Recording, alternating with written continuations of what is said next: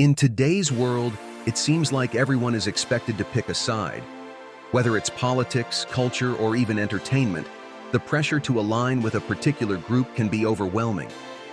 But what happens when we choose a side for short-term rewards? And is neutrality really just a coward's way out, or is there more to it? In this video, I'm diving deep into the consequences of choosing a political side and exploring why staying neutral might be the most courageous choice of all. In today's polarized world, the pressure to choose a side is immense. The rewards for picking a political team are immediate: social acceptance, a sense of belonging, and the comforting feeling of being on the right side of history. But what if these short-term rewards come at the cost of long-term damage? What if staying neutral is the smarter, more courageous path? It's the game we all play, whether we want to or not. In a world where lines are drawn and sides are chosen, it's easy to feel pressure to pick a team, to wave a flag, and to plant your feet firmly on one side of the battlefield. But today, we're going to explore why that choice, while offering short-term rewards, can lead to long-term damage, not just for you, but for society as a whole. And more importantly, I'm discuss why choosing neutrality isn't a sign of cowardice, but rather a stance of wisdom.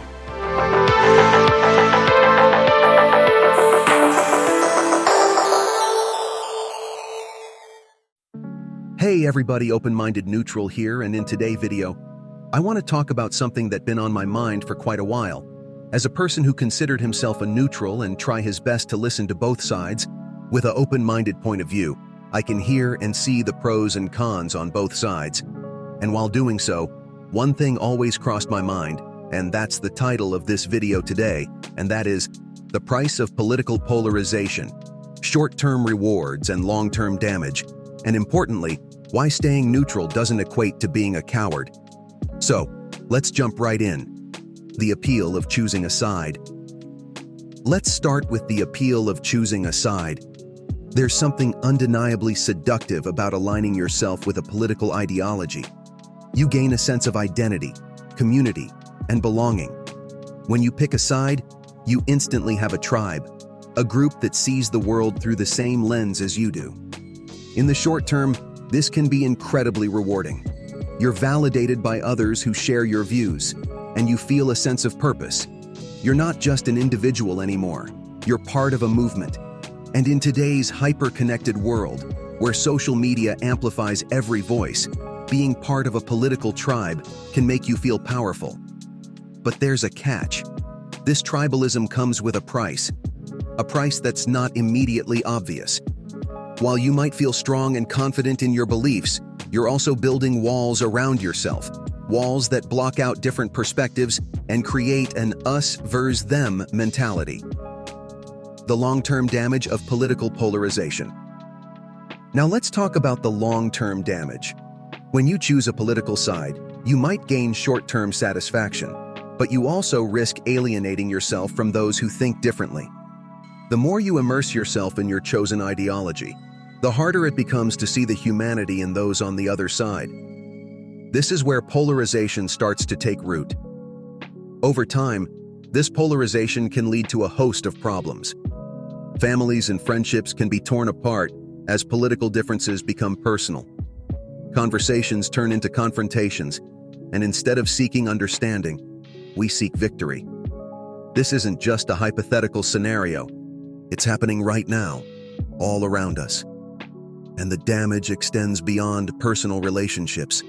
It seeps into the fabric of society, creating a divided nation where compromise and collaboration become nearly impossible. Laws and policies that should serve the greater good are instead shaped by partisan interests, leaving large segments of the population feeling ignored and disenfranchised.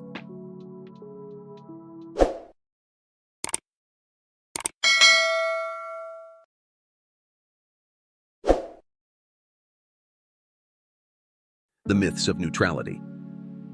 So, what about neutrality? In a world where picking a side is often seen as a moral imperative, neutrality is frequently misunderstood. It's easy to label those who refuse to choose a side as cowards, fence-sitters, or apathetic. But is that really fair? Let's debunk the notion that neutrality is synonymous with cowardice. In fact, embracing neutrality requires courage. It's about standing firm in your commitment to understanding various perspectives, even when it's uncomfortable or challenging. Neutrality doesn't mean indifference. It doesn't mean you don't care about the issues or the outcomes. Instead, neutrality can be a conscious choice, a recognition that the world is complex and that blindly choosing a side can sometimes do more harm than good. Neutrality can be a stance of wisdom, an understanding that both sides of an issue may have valid points, and that the truth often lies somewhere in between.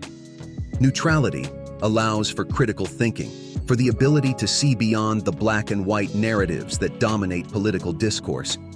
It's a way of staying open to new information, of being willing to change your mind in the face of new evidence, rather than clinging to a set of beliefs out of loyalty to a political tribe. The courage of neutrality. Neutrality requires courage. It takes strength to resist the pressure to conform, to stand firm in your own beliefs while respecting the beliefs of others. It's not about avoiding conflict, but about choosing your battles wisely and understanding that some fights aren't worth the damage they cause. Choosing neutrality means being a bridge builder rather than a wall builder. It means being willing to engage with others, even those who disagree with you, in a way that's constructive rather than combative. In a polarized world, this is a rare and valuable trait.